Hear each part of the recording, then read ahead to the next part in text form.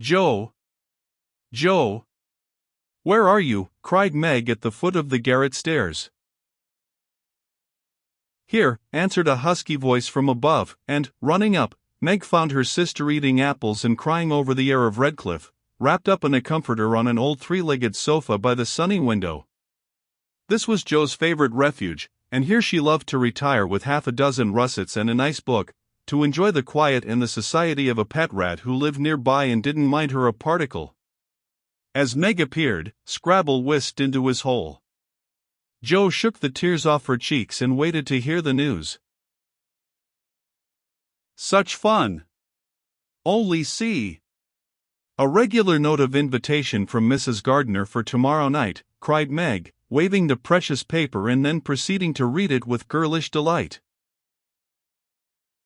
Mrs. Gardiner would be happy to see Miss March and Miss Josephine at a little dance on New Year's Eve. Marmee is willing we should go. Now what shall we wear? What's the use of asking that, when you know we shall wear our poplins, because we haven't got anything else, answered Joe with her mouth full. If I only had a silk, sighed Meg. Mother says I may when I'm 18 perhaps, but 2 years is an everlasting time to wait. I'm sure our pops look like silk, and they are nice enough for us. Yours is as good as new, but I forgot the burn and the tear in mine. Whatever shall I do? The burn shows badly, and I can't take any out. You must sit still all you can and keep your back out of sight. The front is all right. I shall have a new ribbon for my hair, and Marmee will lend me her little pearl pin, and my new slippers are lovely, and my gloves will do, though they aren't as nice as I'd like. Mine are spoiled with lemonade, and I can't get any new ones, so I shall have to go without, said Joe, who never troubled herself much about dress. You must have gloves, or I won't go, cried Meg decidedly. Gloves are more important than anything else. You can't dance without them, and if you don't I should be so mortified. Then I'll stay still. I don't care much for company dancing. It's no fun to go sailing round. I like to fly about and cut capers. You can't ask Mother for new ones, they are so expensive, and you are so careless. She said when you spoiled the others that she shouldn't get you any more this winter. Can't you make them do? I can hold them crumpled up in my hand, so no one will know how stained they are. That's all I can do. No. I'll tell you how we can manage, each wear one good one and carry a bad one. Don't you see? Your hands are bigger than mine, and you will stretch my glove dreadfully, began Meg, whose gloves were a tender point with her. Then I'll go without. I don't care what people say, cried Joe, taking up her book. You may have it, you may. Only don't stain it, and do behave nicely. Don't put your hands behind you, or stare, or say Christopher Columbus, will you? Don't worry about me. I'll be as prim as I can and not get into any scrapes, if I can help it. Now go and answer your note, and let me finish this splendid story. So Meg went away to accept with thanks, look over her dress, and sing blithely as she did up her one real lace frill, while Joe finished her story, her 4 apples, and had a game of romps with Scrabble. On New Year's Eve the parlor was deserted, for the 2 younger girls played dressing maids and the 2 elder were absorbed in the all-important business of getting ready for the party. Simple as the toilets were, there was a great deal of running up and down, laughing and talking, and at one time a strong smell of burnt hair pervaded the house. Meg wanted a few curls about her face, and Joe undertook to pinch the papered locks with a pair of hot tongs. Ought they to smoke like that? Asked Beth from her perch on the bed. It's the dampness drying, replied Joe. What a queer smell. It's like burned feathers, observed Amy, smoothing her own pretty curls with a superior air. "There, now I'll take off the papers and you'll see a cloud of little ringlets," said Joe, putting down the tongs. She did take off the papers, but no cloud of ringlets appeared, for the hair came with the papers, and the horrified hairdresser laid a row of little scorched bundles on the bureau before her victim. "Oh, oh, oh! What have you done? I'm spoiled. I can't go. My hair, oh, my hair," wailed Meg, looking with despair at the uneven frizzle on her forehead. "Just my luck. You shouldn't have asked me to do it. I always spoil everything." "I'm so sorry, but the tongs were too hot, and so I'd made a mess," groaned poor Joe, regarding the little black pancakes with tears of regret. "It isn't spoiled. Just frizzle it, and tie your ribbon so the ends come on your forehead a bit, and it will look like the last fashion." "I've seen many girls do it so," said Amy consolingly. "Serves me right for trying to be fine. I wish I'd let my hair alone," cried Meg petulantly. "So do I, it was so smooth and pretty." "But it will soon grow out again," said Beth, coming to kiss and comfort the shorn sheep. After various lesser mishaps, Meg was finished at last, and by the united exertions of the entire family Joe's hair was got up and her dress on. They looked very well in their simple suits, Meg's in silvery drab, with a blue velvet snood, lace frills, and the pearl pin. Joe in maroon, with a stiff, gentlemanly linen collar, and a white chrysanthemum or two for her only ornament. Each put on one nice light glove, and carried one soiled one, and all pronounced the effect quite easy and fine. Meg's high-heeled slippers were very tight and hurt her, though she would not own it, and Joe's 19 hairpins all seemed stuck straight into her head, which was not exactly comfortable, but, dear me, let us be elegant or die. "Have a good time, dearies," said Mrs. March, as the sisters went daintily down the walk. "Don't eat much supper, and come away at 11 when I send Hannah for you." As the gate clashed behind them, a voice cried from a window. "Girls, girls! Have you both got nice pocket handkerchiefs?" Yes, spandy nice, and Meg has cologne on hers," cried Joe, adding with a laugh as they went on, "I do believe Marmee would ask that if we were all running away from an earthquake." "It is one of her aristocratic tastes, and quite proper, for a real lady is always known by neat boots, gloves, and handkerchief," replied Meg, who had a good many little aristocratic tastes of her own. "Now don't forget to keep the bad breath out of sight, Joe. Is my sash right? And does my hair look very bad?" said Meg, as she turned from the glass in Mrs. Gardiner's dressing room after a prolonged prink. "I know I shall forget. If you see me doing anything wrong, just remind me by a wink, will you?" returned Joe, giving her collar a twitch and her head a hasty brush. "No, winking isn't ladylike. I'll lift my eyebrows if anything is wrong, and nod if you are all right. Now hold your shoulders straight, and take short steps, and don't shake hands if you are introduced to anyone. It isn't the thing. How do you learn all the proper ways? I never can. Isn't that music gay?" Down they went, feeling a trifle timid, for they seldom went to parties, and informal as this little gathering was, it was an event to them. Mrs. Gardiner, a stately old lady, greeted them kindly and handed them over to the eldest of her 6 daughters. Meg knew Sally and was at her ease very soon, but Joe, who didn't care much for girls or girlish gossip, stood about, with her back carefully against the wall, and felt as much out of place as a colt in a flower garden. Half a dozen jovial lads were talking about skates in another part of the room, and she longed to go and join them, for skating was one of the joys of her life. She telegraphed her wish to Meg, but the eyebrows went up so alarmingly that she dared not stir. No one came to talk to her, and one by one the group dwindled away till she was left alone. She could not roam about and amuse herself, for the burned breath would show, so she stared at people rather forlornly till the dancing began. Meg was asked at once, and the tight slippers tripped about so briskly that none would have guessed the pain their wearers suffered smilingly. Jo saw a big red-headed youth approaching her corner, and fearing he meant to engage her, she slipped into a curtained recess, intending to peep and enjoy herself in peace.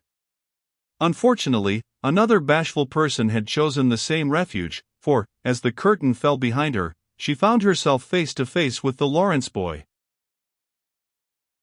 "Dear me, I didn't know anyone was here," stammered Jo, preparing to back out as speedily as she had bounced in. But the boy laughed and said pleasantly, though he looked a little startled, "Don't mind me, stay if you like." "Shan't I disturb you?" "Not a bit.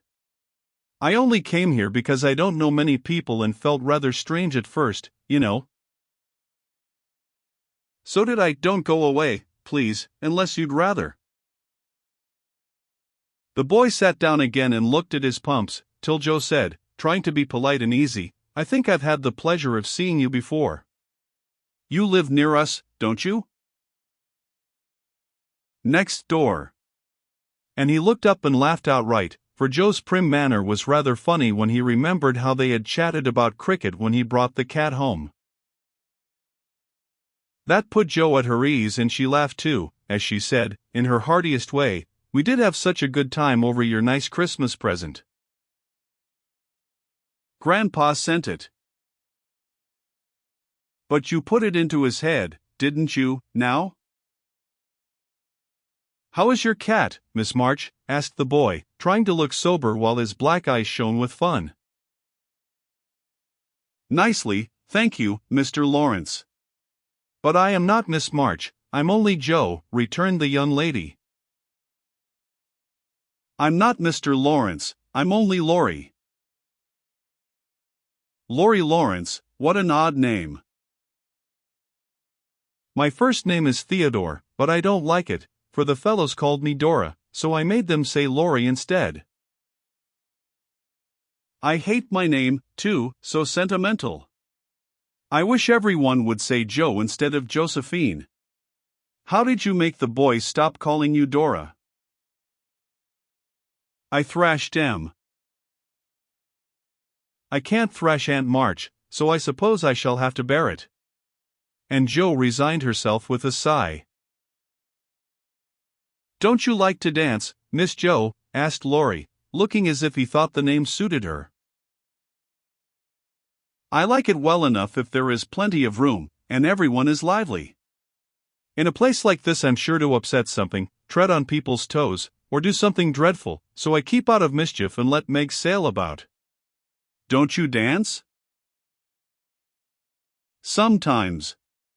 You see, I've been abroad a good many years, and haven't been into company enough yet to know how you do things here."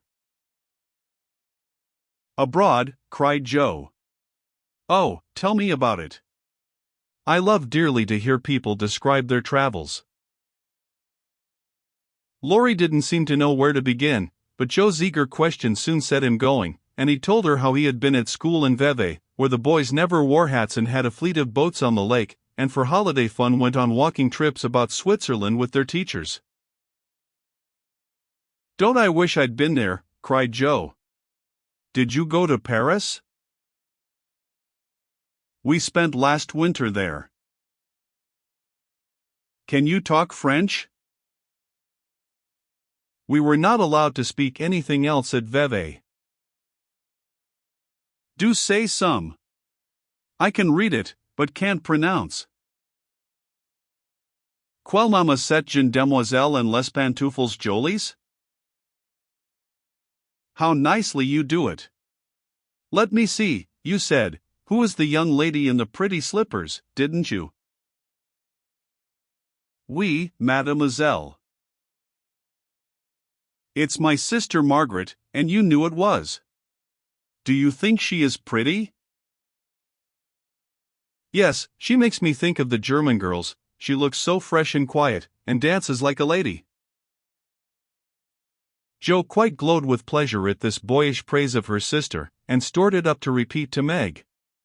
Both peeped and criticized and chatted till they felt like old acquaintances. Laurie's bashfulness soon wore off, for Joe's gentlemanly demeanor amused and set him at his ease, and Joe was her merry self again, because her dress was forgotten and nobody lifted their eyebrows at her. She liked the Lawrence boy better than ever and took several good looks at him, so that she might describe him to the girls, for they had no brothers, very few male cousins, and boys were almost unknown creatures to them. Curly black hair, brown skin, big black eyes, handsome nose, fine teeth, small hands and feet, taller than I am, very polite, for a boy, and altogether jolly. Wonder how old he is? It was on the tip of Joe's tongue to ask, but she checked herself in time and, with unusual tact, tried to find out in a roundabout way. I suppose you are going to college soon? I see you pegging away at your books, no, I mean studying hard. And Joe blushed at the dreadful pegging which had escaped her. Laurie smiled but didn't seem shocked, and answered with a shrug. Not for a year or two. I won't go before 17, anyway. Aren't you but 15? Asked Joe, looking at the tall lad, whom she had imagined 17 already. 16, next month. How I wish I was going to college. You don't look as if you liked it. I hate it. Nothing but grinding or skylarking. And I don't like the way fellows do either, in this country. What do you like? To live in Italy, and to enjoy myself in my own way. Joe wanted very much to ask what his own way was, but his black brows looked rather threatening as he knit them, so she changed the subject by saying, as her foot kept time, "That's a splendid polka. Why don't you go and try it?" "If you will come too," he answered, with a gallant little bow. "I can't, for I told Meg I wouldn't, because," there Joe stopped, and looked undecided whether to tell or to laugh. "Because, what? You won't tell?" "Never." "Well, I have a bad trick of standing before the fire, and so I burn my frocks, and I scorched this one, and though it's nicely mended, it shows, and Meg told me to keep still so no one would see it. You may laugh, if you want to. It is funny, I know." But Laurie didn't laugh. He only looked down a minute, and the expression of his face puzzled Joe when he said very gently, "Never mind that. I'll tell you how we can manage. There's a long hall out there, and we can dance grandly, and no one will see us. Please come." Joe thanked him and gladly went, wishing she had 2 neat gloves when she saw the nice, pearl-colored ones her partner wore. The hall was empty, and they had a grand polka, for Laurie danced well, and taught her the German step, which delighted Joe, being full of swing and spring. When the music stopped, they sat down on the stairs to get their breath, and Laurie was in the midst of an account of a students' festival at Heidelberg when Meg appeared in search of her sister. She beckoned, and Joe reluctantly followed her into a side room, where she found her on a sofa, holding her foot, and looking pale. "I've sprained my ankle. That stupid high heel turned and gave me a sad wrench. It aches so, I can hardly stand, and I don't know how I'm ever going to get home," she said, rocking to and fro in pain. "I knew you'd hurt your feet with those silly shoes. I'm sorry. But I don't see what you can do, except get a carriage, or stay here all night," answered Joe, softly rubbing the poor ankle as she spoke. "I can't have a carriage without its costing ever so much. I dare say I can't get one at all, for most people come in their own, and it's a long way to the stable, and no one to send." "I'll go." "No, indeed. It's past 9, and dark as Egypt. I can't stop here, for the house is full. Sally has some girls staying with her. I'll rest till Hannah comes, and then do the best I can." "I'll ask Laurie." "He will go," said Joe, looking relieved as the idea occurred to her. "Mercy, no. Don't ask or tell anyone. Get me my rubbers, and put these slippers with our things. I can't dance anymore, but as soon as supper is over, watch for Hannah and tell me the minute she comes. They are going out to supper now. I'll stay with you. I'd rather. No, dear, run along, and bring me some coffee. I'm so tired I can't stir. So Meg reclined, with rubbers well hidden, and Joe went blundering away to the dining room, which she found after going into a china closet, and opening the door of a room where old Mr. Gardiner was taking a little private refreshment.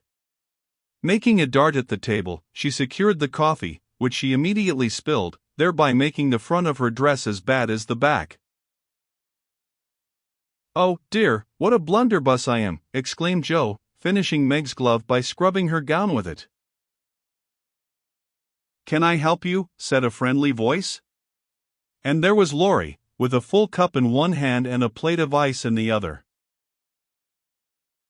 "I was trying to get something for Meg, who was very tired, and someone shook me, and here I am in a nice state," answered Joe, glancing dismally from the stained skirt to the coffee-colored glove. "Too bad. I was looking for someone to give this to. May I take it to your sister?" "Oh, thank you. I'll show you where she is.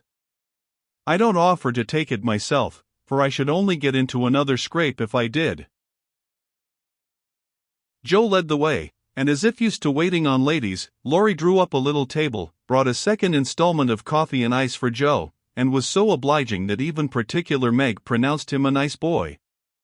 They had a merry time over the bonbons and mottos, and were in the midst of a quiet game of buzz, with 2 or 3 other young people who had strayed in, when Hannah appeared. Meg forgot her foot and rose so quickly that she was forced to catch hold of Joe, with an exclamation of pain. "Hush! Don't say anything," she whispered, adding aloud, "It's nothing. I turned my foot a little, that's all," and limped upstairs to put her things on. Hannah scolded, Meg cried, and Joe was at her wits' end, till she decided to take things into her own hands. Slipping out, she ran down and, finding a servant, asked if he could get her a carriage. It happened to be a hired waiter who knew nothing about the neighborhood, and Joe was looking round for help when Laurie, who had heard what she said, came up and offered his grandfather's carriage, which had just come for him, he said. "It's so early." "You can't mean to go yet," began Joe, looking relieved but hesitating to accept the offer. "I always go early, I do, truly. Please let me take you home. It's all on my way, you know, and it rains, they say." That settled it, and telling him of Meg's mishap, Joe gratefully accepted and rushed up to bring down the rest of the party. Hannah hated rain as much as a cat does, so she made no trouble, and they rolled away in the luxurious close carriage, feeling very festive and elegant. Laurie went on the box so Meg could keep her foot up, and the girls talked over their party in freedom. "I had a capital time." "Did you?" asked Joe, rumpling up her hair, and making herself comfortable.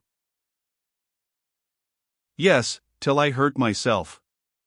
Sally's friend, Annie Moffat, took a fancy to me, and asked me to come and spend a week with her when Sally does. She is going in the spring when the opera comes, and it will be perfectly splendid, if Mother only lets me go," answered Meg, cheering up at the thought.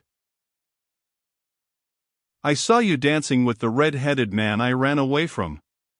Was he nice?" "Oh, very. His hair is auburn, not red, and he was very polite, and I had a delicious redawa with him. He looked like a grasshopper in a fit when he did the new step." Laurie and I couldn't help laughing. "Did you hear us?" "No, but it was very rude." "What were you about all that time, hidden away there?" Joe told her adventures, and by the time she had finished they were at home. With many thanks, they said good night and crept in, hoping to disturb no one, but the instant their door creaked, 2 little nightcaps bobbed up, and two sleepy but eager voices cried out, "Tell about the party! Tell about the party!"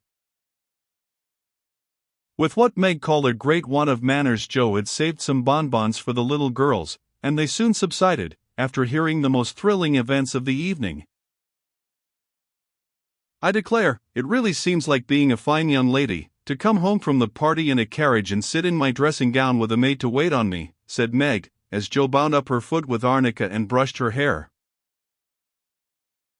"I don't believe fine young ladies enjoy themselves a bit more than we do, in spite of our burned hair, old gowns, one glove apiece and tight slippers that sprain our ankles when we are silly enough to wear them." And I think Joe was quite right.